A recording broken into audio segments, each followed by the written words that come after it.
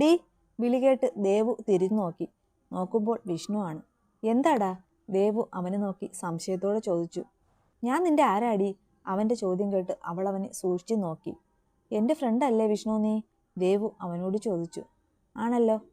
പിന്നെ എന്താടി കോപ്പേ നീ ഒരു വാക്ക് പറയാത്തത്? ആ കടുവ. ദേവു അവനെ സൂക്ഷിച്ചു നോക്കി. അപ്പോഴേക്കും അവനത് വിഴുങ്ങി. സോറി, സാറുമായിട്ട് ഇഷ്ടത്തിലാണെന്ന് വിഷ്ണു എന്തോ അധികാരഭാവത്തിൽ ചോദിച്ചു. അതിന് നീ എന്നെ എത്രയോ നാളിന് ശേഷമല്ലേ ഇന്നലെ കണ്ടത്? അതിനിടയിൽ ഇതിനെക്കുറിച്ചെന്നല്ല ഒന്നിനെക്കുറിച്ച് സംസാരിക്കാൻ സമയം കിട്ടിയില്ല. അവൻ്റെ അധികാരത്തോടെയുള്ള സംസാരം ദേവുവിന് തീരെ ഇഷ്ടായില്ല. അല്ലെങ്കിൽ നീ ഇപ്പോൾ പറഞ്ഞേന്. നീ ഒരുപാട് മാറി ദിഷ. അവൻ ചെറിയ പരാതി പോലെ പറഞ്ഞു അവൻ്റെ സീറ്റിൽ പോയി. അവൻ പോയ വഴി നോക്കി ഒന്ന് നിശ്വസിച്ചു. ക്രിസ്റ്റി, ഇവരെ വീട്ടിലാക്കിയിട്ട് നമുക്ക് നിന്റെ വീട് വരെ ഒന്ന് പോകണം കേട്ടോ, അല്ലു ഡ്രൈവ് ചെയ്യുന്ന ക്രിസ്റ്റിയോട് പറഞ്ഞു. ക്രിസ്റ്റി ഒന്ന് മൂളിക്കൊണ്ട് ഡ്രൈവിംഗ് തുടർന്നു. നിയ ഞെട്ടിക്കൊണ്ട് കണ്ണാടിയിലൂടെ അവനെ നോക്കി. പക്ഷേ അവൻ്റെ ശ്രദ്ധ മുഴുവൻ ഡ്രൈവിംഗിൽ തന്നെയായിരുന്നു. അല്ലു, ഇച്ചായം വീട്ടിലുണ്ടോ അതോ എങ്ങോട്ടെങ്കിലും പോയോ? ജെസ്സി ചോദിച്ചു. പപ്പ ആരെയൊക്കെയോ കല്യാണത്തിന് വിളിക്കുന്ന കാര്യം പറയുന്ന കേട്ടു രാവിലെ വിളിച്ചപ്പോൾ. ചിലപ്പോൾ അങ്ങനെ പോയി കാണും, അല്ലു ഫോണിലേക്ക് നോക്കിക്കൊണ്ട് പറഞ്ഞു. ജെസ്സി മൂളി. നീ ഇനി വേറെ എങ്ങോട്ടെങ്കിലും പോകുന്നുണ്ടോ? ജെസ്സിയുടെ ചോദ്യം കേട്ട് അലക്സ് തിരിഞ്ഞു നോക്കി. അല്ല മമ്മ, എന്താ ഇപ്പോൾ പ്രശ്നം? എന്തോ കാര്യം സാധിക്കാനാണ് ഈ വളഞ്ഞു പിടുത്തമെന്ന് മനസ്സിലായി. അല്ലു ചോദിച്ചു. അല്ലടാ, മോൾക്ക് ഡ്രസ്സ് എടുക്കേണ്ടേ, ആഭരണമൊക്കെ എടുക്കേണ്ടേ? ജെസ്സി ചോദിച്ചു. അതിനെന്താ? അല്ലു നിസാരമട്ടിൽ ചോദിച്ചു. അത് കേട്ടപ്പോൾ ജെസ്സിക്ക് ദേഷ്യം വന്നു. അല്ലു, ദേഷ്യം പിടിപ്പിക്കല്ലേ എന്നെ. ആ കൊച്ചിന് അതൊക്കെ വാങ്ങിക്കൊടുക്കാനും എടുക്കാനുമെന്ന് ആരുമില്ലെന്ന് അറിഞ്ഞൂടെ നിനക്ക്? അപ്പോൾ പിന്നെ അതൊക്കെ ഞങ്ങൾ ആരെങ്കിലും ചെയ്തോളാം. നാളെ വീട്ടിൽ എല്ലാവർക്കും ഡ്രസ്സ് എടുക്കാൻ പോണം. അപ്പോൾ നീ മോളെ കൂടെ രാവിലെ കൂട്ടി വരണം, ജെസ്സി പറഞ്ഞു. ഓ, അപ്പോൾ അതാണ് കാര്യം, അല്ലു കള്ളച്ചിരിയോടെ ചോദിച്ചു. തൽക്കാലം മമ്മ അതോർത്ത് വിഷമിക്കേണ്ട. അവൾക്ക് വേണ്ടതൊക്കെ ഞാൻ തന്നെ വാങ്ങിക്കൊടുത്തോളാം. തൽക്കാലം അവളുടെ അച്ഛനും അമ്മയും സഹോദരനുമൊക്കെ ഞാൻ തന്നെ ആയിക്കോളാം, അവൻ ചെറുചിരിയോടെ പറഞ്ഞു. ജെസ്സി മുഖം തിരിച്ചു. നിങ്ങളൊക്കെ എങ്ങനെയൊക്കെ ശ്രമിച്ചാലും അവളെ മിന്നുകെട്ടിന് പള്ളിയിൽ വരുമ്പോൾ നിങ്ങൾ കാണും, അത് മതി, അവൻ കുറുമ്പോടെ പറഞ്ഞു. പോടാ തെമ്മാടി. പിന്നെ ആരും ഒന്നും മിണ്ടിയില്ല. ജെസ്സി അതും പറഞ്ഞ് പുറത്തേക്ക് നോക്കിയിരുന്നു. പാലക്കൽ തറവാട്ടിൽ വണ്ടി നിർത്തുമ്പോൾ ക്രിസ്റ്റി ആ വീട് കണ്ടെന്ന് അമ്പരന്നു. ഒരു നിമിഷം അവൾ തന്നോട് പറഞ്ഞതൊക്കെ ഉള്ളിലൂടെ ഇങ്ങനെ കടന്നുപോയി. ശരിയാണ്, യോഗ്യതയില്ല, ഈ വീടിൻ്റെ പടി ചവിട്ടാൻ യോഗ്യതയില്ല. എൻ്റെ വീടിൻ്റെ 4 ഇരട്ടിയുണ്ട് ഈ വീട്. അങ്ങനെയുള്ളപ്പോൾ അവൾ എങ്ങനെ തൻ്റെ വീട്ടിൽ? അവൻ്റെ ആലോചന കാട് കയറി തുടങ്ങിയതും അലക്സ് വന്നു അവൻ്റെ തോളിൽ തട്ടി വിളിച്ചു. ഇറങ്ങി വാടോ, അല്ലു പറഞ്ഞു. വേണ്ട ചായ, അവരെ അകത്താക്കിയിട്ട് വാ, ഞാൻ വെയിറ്റ് ചെയ്യാം. ക്രിസ്റ്റി പറഞ്ഞത് കേട്ട് അല്ലു പുറത്തേക്ക് ഇറങ്ങാതെ അവനെ സൂക്ഷിച്ചു നോക്കി. നീ എന്നെ ഇച്ചാനെന്ന് വിളിക്കുന്നത് ചേട്ടനായി കണ്ടു തന്നെയല്ലേ? ക്രിസ്റ്റി അവൻ്റെ മുഖത്തേക്ക് നോക്കി. മോൻ കയറി വാ, ഇവിടെ അങ്ങനെ ആരോടും വേർതിരിവൊന്നുമില്ല, ജെസ്സി കൂടെ പറഞ്ഞത്. പിന്നെ അവൻ മടിച്ചാണെങ്കിലും ഇറങ്ങി. ജെസ്സി സാധനങ്ങളൊക്കെ എടുത്ത് ആദ്യം കയറി. തൊട്ടുപുറകെ അലക്സും, അവൻ്റെ പിന്നാലെ തന്നെ നിയയും ക്രിസ്റ്റിയും. എൻ്റെ കൊച്ചെവിടെയാ ജെസ്സി? വല്യമ്മച്ചി പുറത്തേക്ക് ഇറങ്ങി വന്ന് ചോദിച്ചു. ദാ വരുന്നു വല്യമ്മച്ചിയുടെ കൊച്ച്, അല്ലു പിറകിൽ നിന്ന് വിളിച്ചു പറഞ്ഞു. ഒരുപാട് മുറിഞ്ഞോ എൻ്റെ കൊച്ചിന്? അവളുടെ തലയിലെ വലിയ കെട്ടിലേക്ക് നോക്കി ചോദിച്ചു.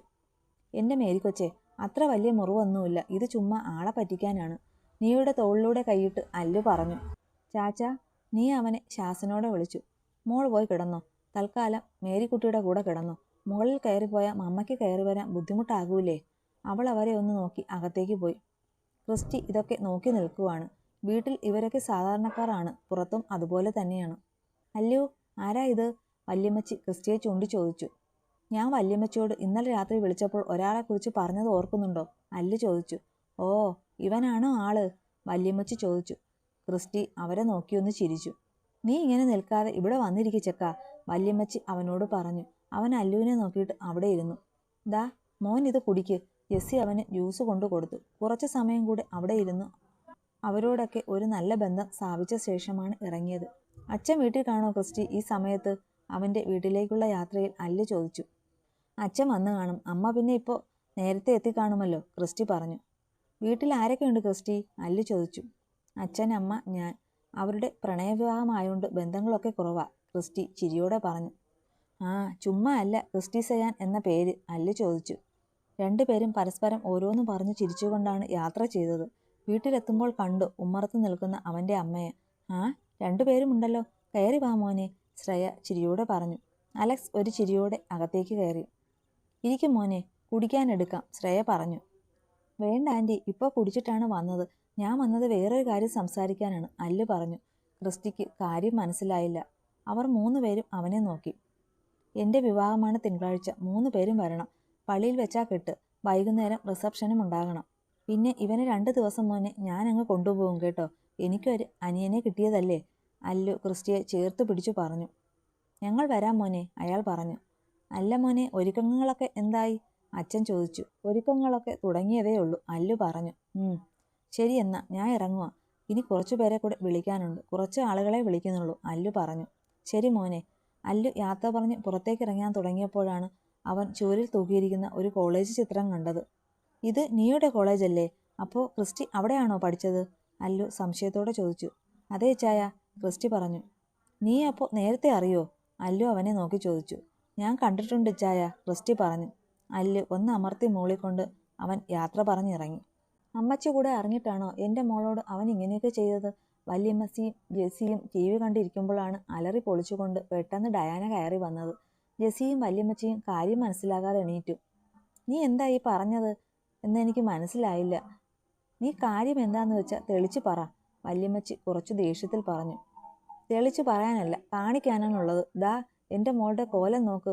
ഡയാന അത് പറഞ്ഞ് റീത്തയെ പിടിച്ച് മുന്നിൽ നിർത്തി. അവൻ്റെ കയ്യിൽ നിന്ന് അടികൊണ്ട പാടുണ്ട്. പോരാത്തതിന് നല്ല നീരും വെച്ചിട്ടുണ്ട് കവിളിലും കഴുത്തിലും. അവൻ്റെ വിരലുകൾ പതിഞ്ഞു കിടപ്പുണ്ട്. ഇതെന്താ പറ്റിയേ?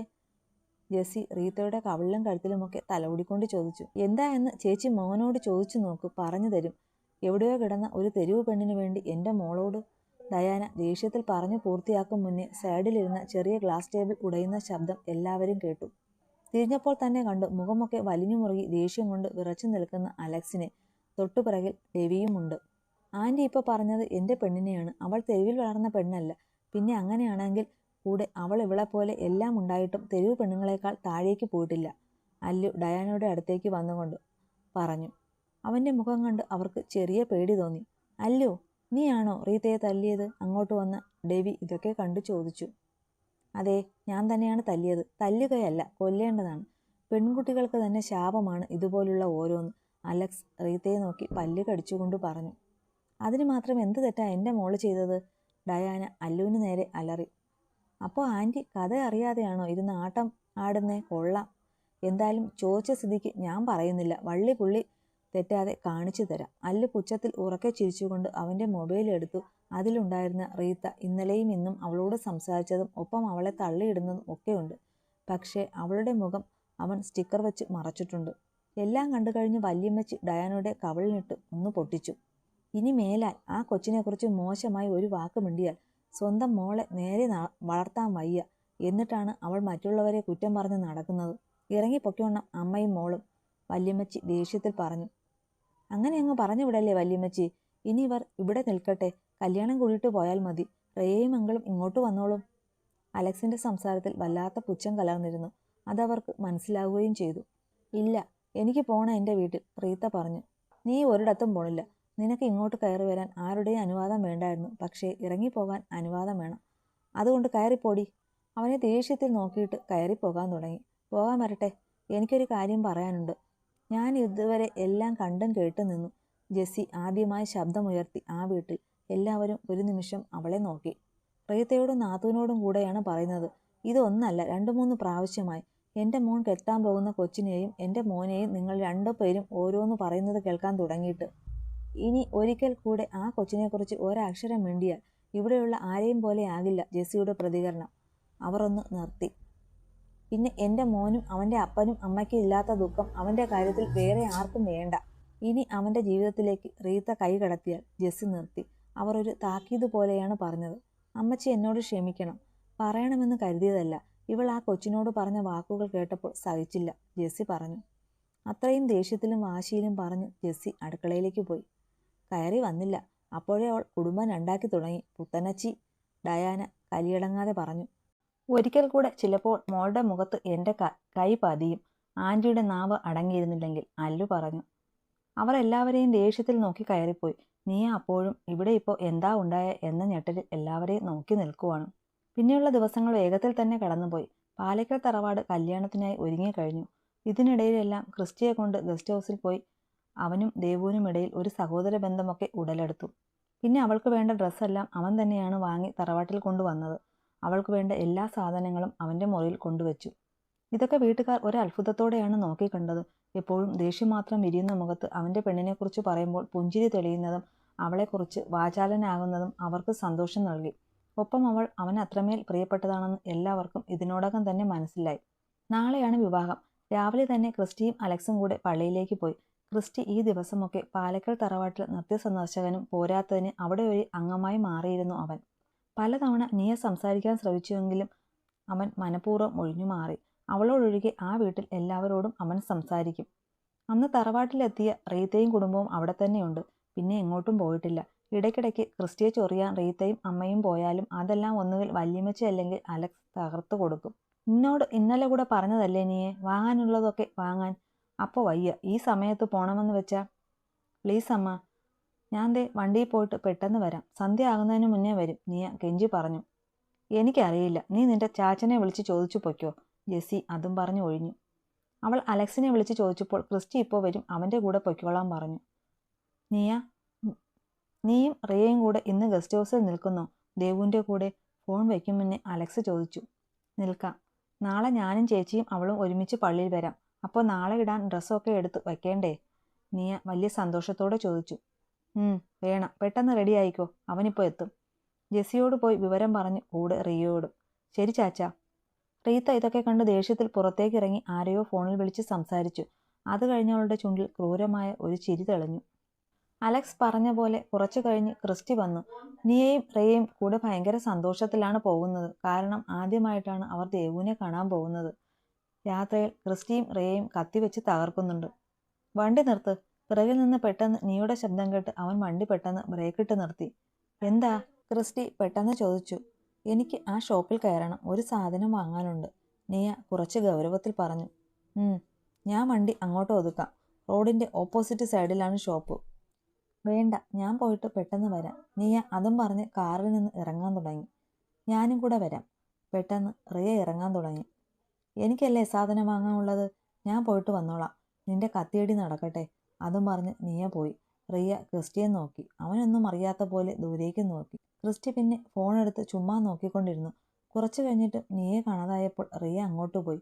പിന്നെയും സമയം കുറേ കടന്നുപോയി. ഇവളുമാരിതെന്താ കടയിൽ പെറ്റി കിടക്കുവാണോ? ക്രിസ്റ്റി ഇരുന്നിടത്ത് നിന്ന് ബോറടിച്ച് പുറത്തേക്കിറങ്ങി. അവരെ കാണാതായപ്പോൾ അവൻ റോഡ് ക്രോസ് ചെയ്ത് അപ്പുറത്ത് പോയി. അപ്പോഴും അവൾ ഇറങ്ങിയില്ല.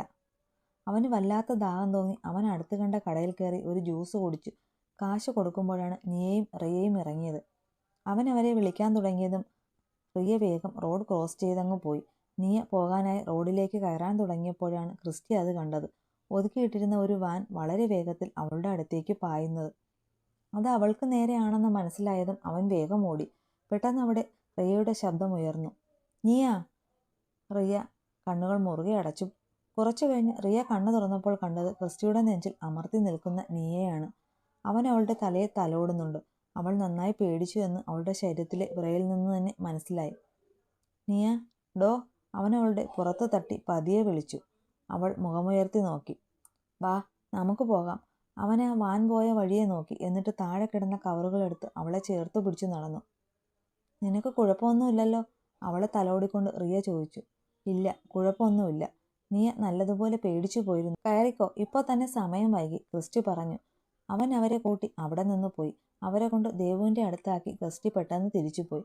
ദേവുവിൻ്റെ അടുത്ത് വേറെ 2 സ്ത്രീകളുണ്ട് കേട്ടോ. കല്യാണമായതുകൊണ്ട് അവളുടെ ബ്യൂട്ടീഷ്യനും പിന്നെ മെഹന്തി ഇടാൻ വന്ന ഒരാളും. അവരോട് സംസാരിച്ച് നിൽക്കുമ്പോഴാണ് കുറേ കവറുകൾ പിടിച്ച് അകത്തേക്ക് കയറി വരുന്ന നിയയും റിയയും കണ്ടത്. ദേവുവിന് ആളെ ആദ്യം മനസ്സിലായില്ല. പിന്നെ കത്തി. അവൾ അവരെ നോക്കി മനോഹരമായി പുഞ്ചിരിച്ചു. അവരും അവളെ നോക്കി ചിരിച്ചുകൊണ്ട് അടുത്തേക്ക് വന്നു. ഞങ്ങളെ മനസ്സിലായോ?